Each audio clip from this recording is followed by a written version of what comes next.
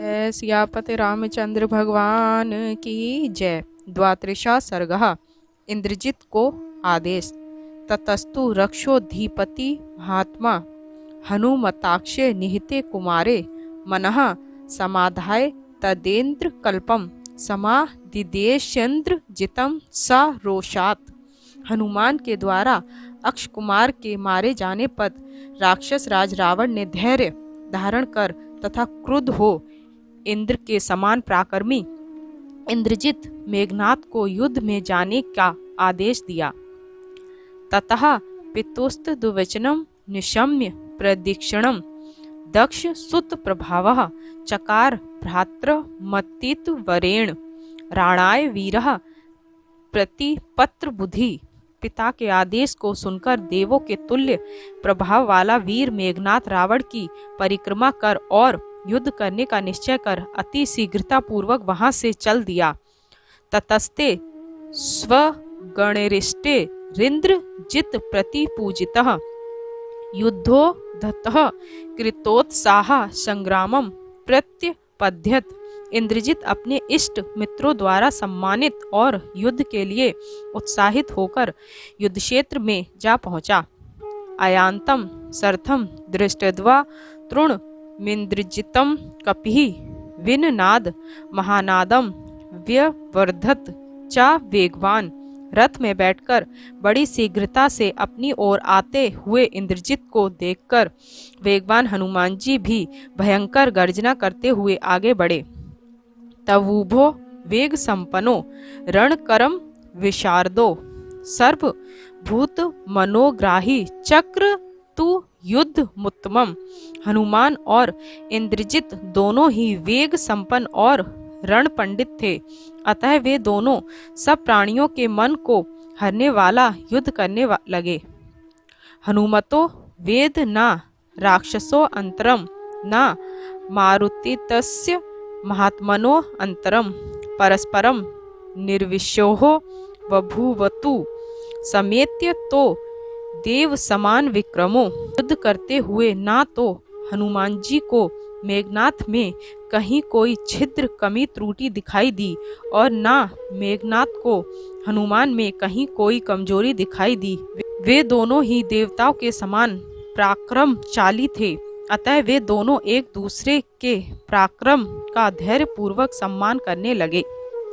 ततस्तु लक्ष्य सा विहिन्यमाने सरेष्व मोघेषु च संपत्सु जगाम चिंता महति महात्मा समाधि सहयोग समाहितात्मा। जब मेघनाथ अनेक अमोघ कभी व्यर्थ न जाने वाले बाण चलाकर भी हनुमान को विद्ध न कर सका, तब समाधि योग का अभ्यास करने वाले साधक की भांति एकाग्रचित होकर मेघनाथ विचारने लगा।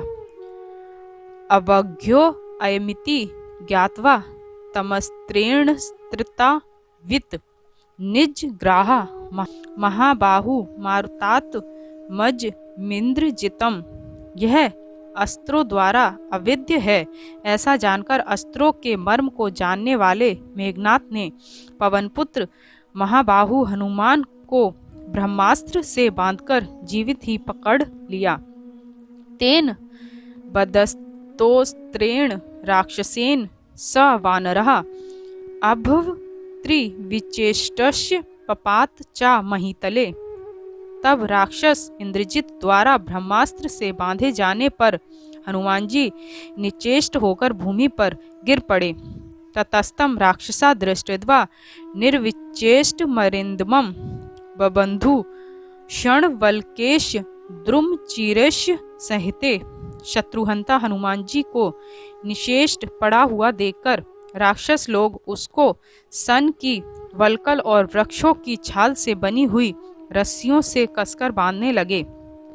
तम मतमिव मतांगबद्ध कपिवरोत्तमम राक्षसा राक्षसेन्द्राय रावणाय निवेद्यन। राक्षस लोगों ने मत हाथी की भांति बंधे हुए हनुमान जी को राक्षसराज रावण के समक्ष उपस्थित कर दिया। महति स्फाटिके चित्रे रत्न संयोग संस्कृते उत्तमास्त वस्त्र ऋणा स्त्रीणे सुपविष्टम वरासने। रावण रत्न जटित स्फाटिक पत्थर के एक विशाल और उत्तम सिंहासन पर, जिस पर बहुमूल्य उत्तम आसन बिछा हुआ था, सुशोभित हो रहा था। अलंकृता भृत्यर्थ प्रमदाभि समन्ततः वाल व्यंजन हस्ता भिरात समूप सेवितम। नाना प्रकार के आभूषणों से भूषित स्त्रियां हाथों में चमर और व्यंजन लिए हुए उसके चारों ओर खड़ी हुई उसकी सेवा कर रही थी। धुरंद्रेण प्रहस्तेन महापार्श्वेन राक्षसा मंत्री विमंत्र तत्व विज्ञान कुंभेन चा मंत्रिणा। धुरंधर, प्रहस्त, महापार्श्व और निकुंभ नामक 4 परामर्श देने में निपुण तत्ववेता मंत्री उसके समीप थे। उपोपविष्टम रक्षो भिष तूर बल द्रिपिते कृतस्त्रः परिवृतो लोकस्य तु भिरीव सागरे।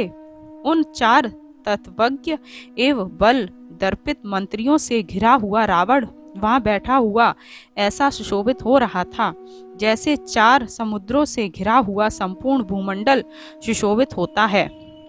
भ्राजमानम ततो दृष्ट्वा हनुमान राक्षसेश्वरम।